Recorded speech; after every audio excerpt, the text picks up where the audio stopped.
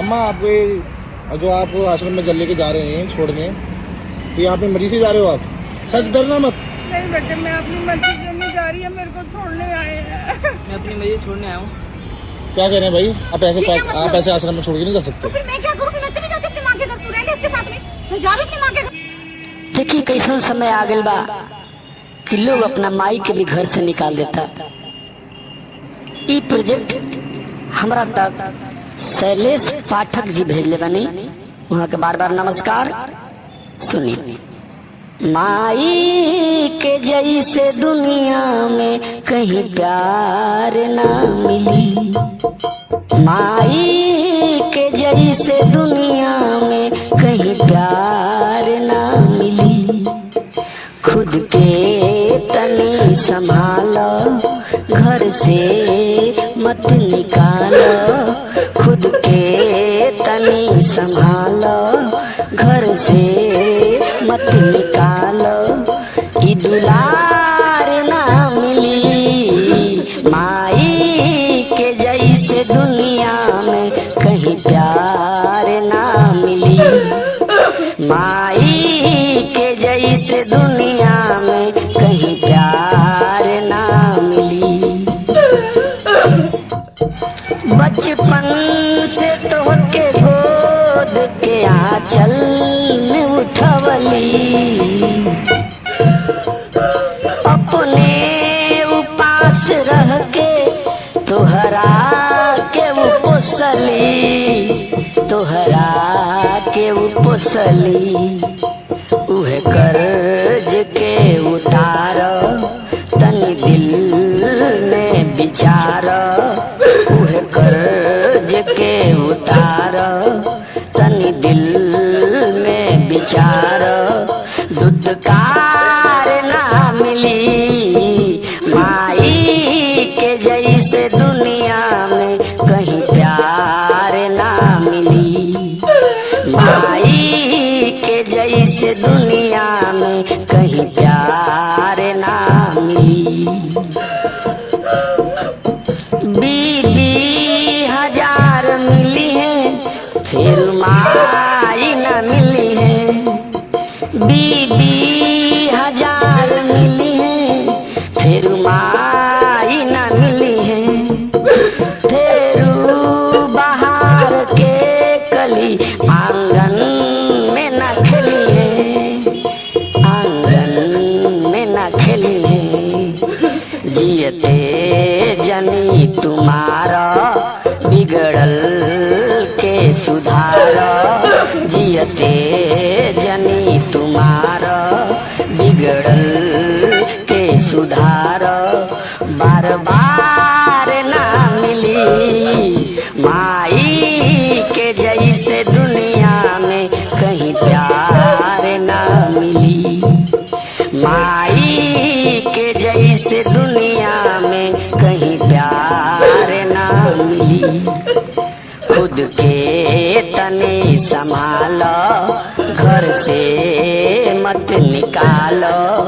ई दुलार ना मिली, माई के जैसे दुनिया में कहीं प्यार ना मिली।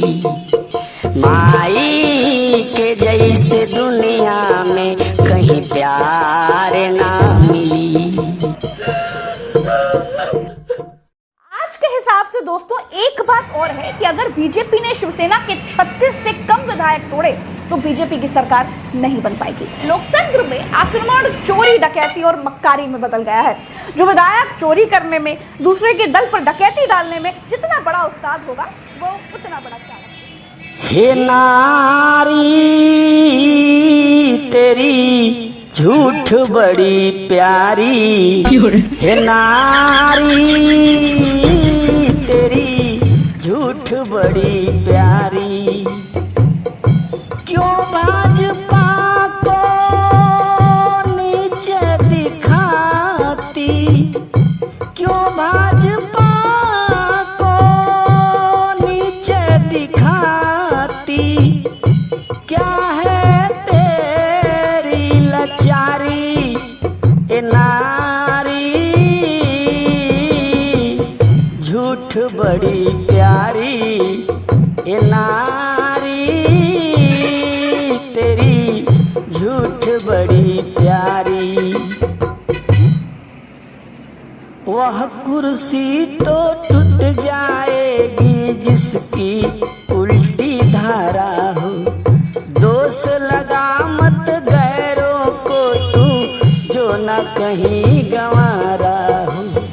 वह पार्टी तो टूट जाएगी जिसकी उल्टी धारा हो, दोष लगा मत गैरों को तू जो न कहीं गंवारा हो। हिंदू से तुम लोग करते हो नफरत, हिंदू से तुम लोग करते हो नफरत।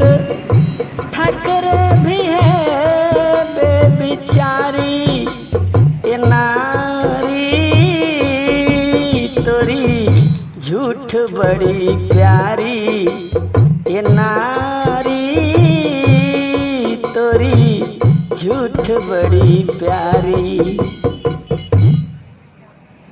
शिवसेना ने छोड़ी है अपनी विचारधारा को, कुर्सी के लालच के खातिर छोड़ी बड़ी सहारा को।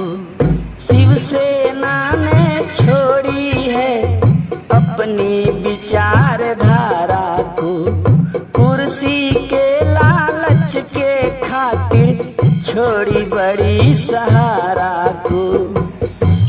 तू भी गोदी मीडिया ही हो, तू भी गोदी मीडिया ही हो, बिकती सपा से उधारी ये नारी,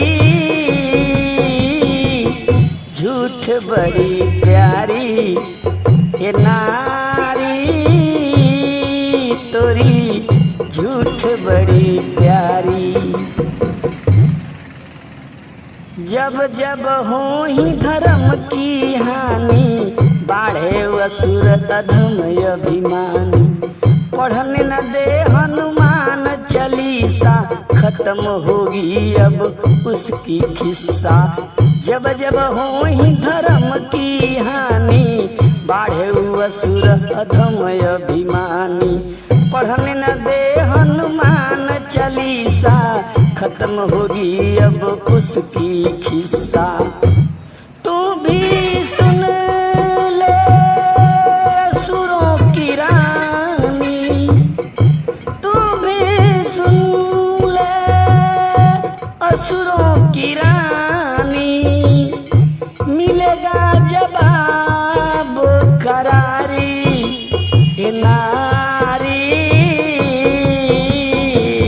झूठ बड़ी प्यारी ये नारी, तोरी झूठ बड़ी प्यारी ये नारी, तोरी झूठ बड़ी प्यारी।